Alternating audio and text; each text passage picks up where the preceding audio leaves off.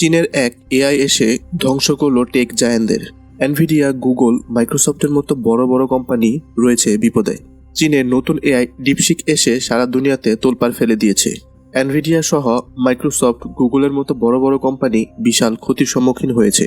মাত্র কয়েকদিনের মধ্যে শেয়ার বাজারকে ছাড়িয়ে গেছে বিলিয়ন বিলিয়ন ডলার। কিন্তু কেন, কি রয়েছে এর মধ্যে? এসব কিছু জানতে চোখ রাখুন আমাদের ব্রিফবানে।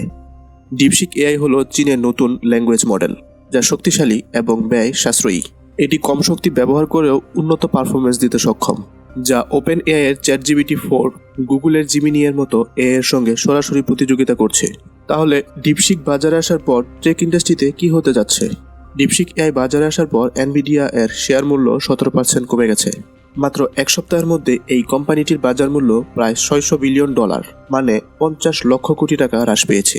কারণ এই ডিপসিক এনভিডিয়ার থেকে কম শক্তিশালী চিপ ব্যবহার করেও এর থেকে হাই পারফরমেন্স তুলতে পারছে, যার ফলে এআই ইন্ডাস্ট্রিতে হাই রেঞ্জের চিপ ব্যবহার নিয়ে প্রশ্ন উঠছে, যা এনভিডিয়ার মার্কেটকে কমিয়ে দিচ্ছে।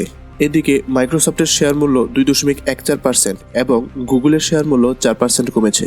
কারণ ডিপসিক এআই বাজারে এলে চীনের কোম্পানিগুলো ওপেন এআই এবং গুগলের সার্ভিস ব্যবহার কমিয়ে দিতে পারে। মেটা এর শেয়ারও উল্লেখযোগ্যভাবে কমেছে, কারণ এআই নিয়ে তারা যে বিনিয়োগ করেছিল, কিন্তু এখন চীনের এই এআই বিকল্প হয়ে উঠেছে। চীনের বড় বড় কোম্পানিগুলোও তাদের নিজস্ব এআই নিয়ে কাজ করে যাচ্ছে।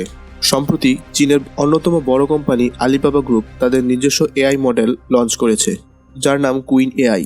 বলা হচ্ছে পারফরমেন্সের দিক থেকে এটা নাকি ডিপসিককেও ছাড়িয়ে যেতে পারে। চীনের এআই মডেলগুলো এখন প্রাথমিক পর্যায়ে আছে, কিন্তু এটি যদি আপগ্রেড করতে থাকে তাহলে ওপেন এআই, গুগল, মাইক্রোসফটের মতো পশ্চিমা কোম্পানিগুলো ভবিষ্যতে চ্যালেঞ্জের মুখে পড়ে যাবে।